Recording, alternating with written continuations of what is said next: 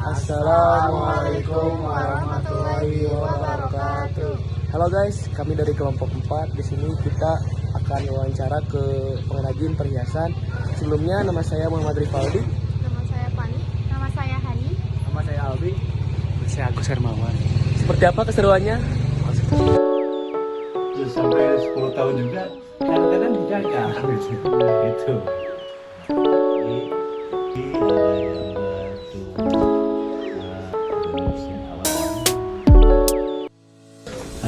Jadi sejak kapan sih perusahaan perhiasan ini beroperasikan? Pertamanya tahun sambil belajar tahun 79-an sampai sekarang mungkin dari tahun 79 sekitar lamanya 4 tahun itu baru mulai operasi gitu ya.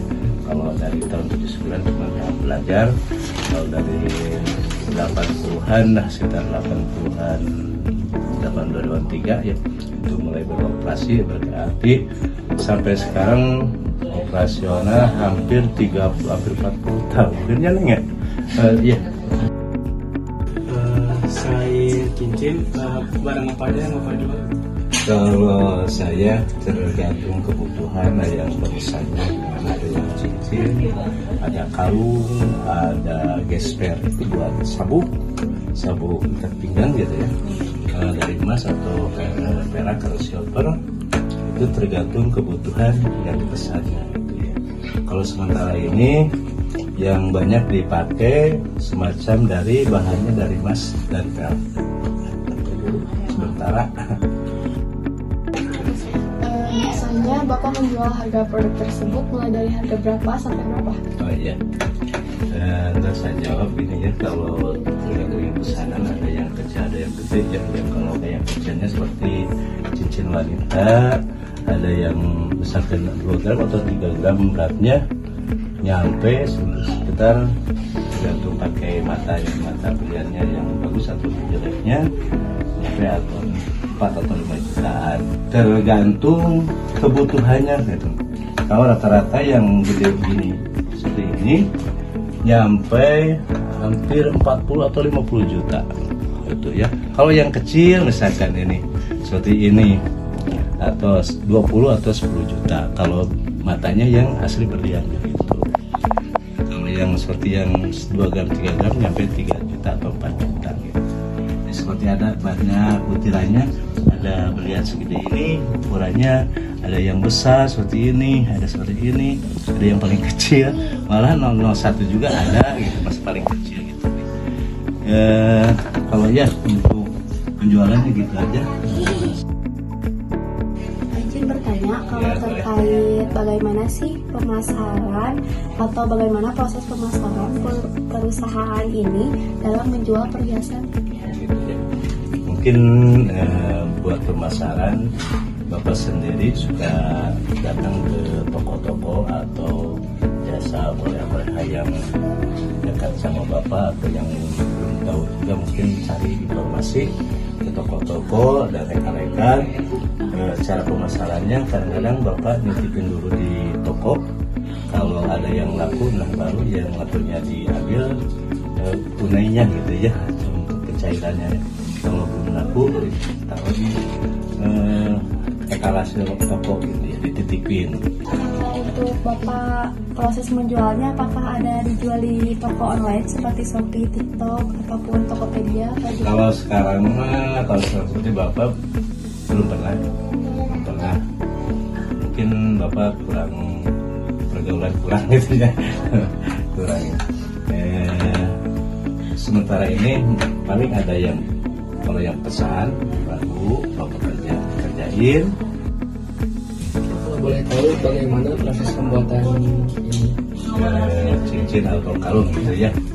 Ini pertama-tamanya kalau misalkan ada orang yang pesan ke Bapak, misalkan ada misalnya mau bikin cincin ini, sebelum ininya dikasih dulu bahan seperti apa, misalkan bahan batangan itu yang asli, yang murni 1000% emas atau peraknya. Nanti udah seperti itu, seperti bahan seperti gini aja lah, plat gitu ya, seperti bulat gini ya. Kebetulan di sini nggak ada seragam kelas segini. Nanti diketok sampai pakai palu ini. Kalau mau ditipisin begini ya, sama yang martil yang gede. Nanti kalau mau tipis seperti ini misalkan ya, di ini di di sini. Nah gitu ya. Nah, ini buat tipisnya tergantung kebutuhan cara kerjanya. Misalkan kan ini mulanya misalnya kalau bikin ini pertamanya ukuran duduknya ini dulu, dudukannya ini dulu, tergantung gimana batunya gedenya gitu ya. Nah dikasih dudukannya dulu, dan nanti dikasih alas lagi di sini bawahnya untuk mata-mata yang permata yang kecilnya, supaya gimana caranya pantasnya gitu ya.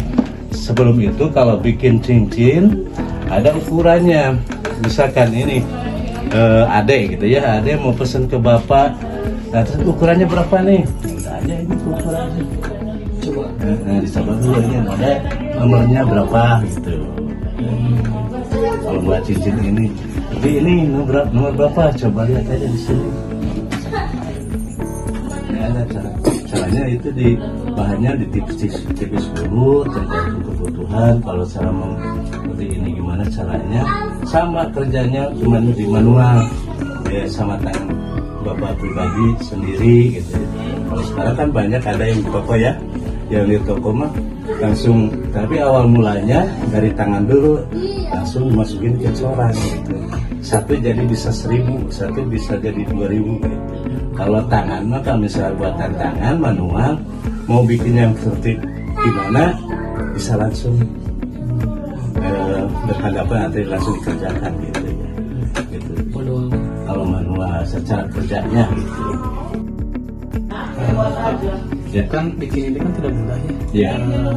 Nah selama Bapak menjalani pekerjaan ini, apa sih tingkat kesulitan Bapak dalam membuat perhiasan ini?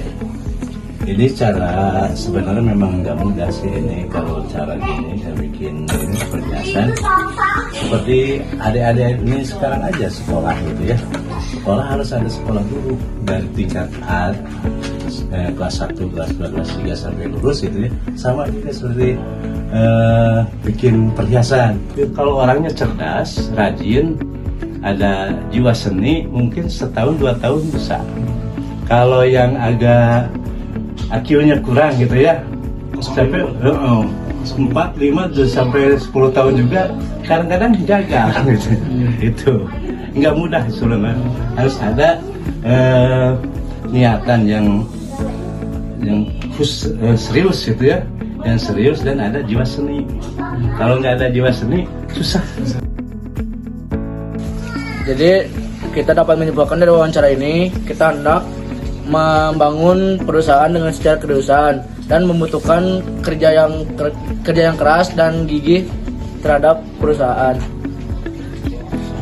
Setelah melakukan wawancara tadi, bisa ditarik kesimpulan bahwa kita saat membangun usaha diperlukan usaha kegigihan untuk membangun usaha ini.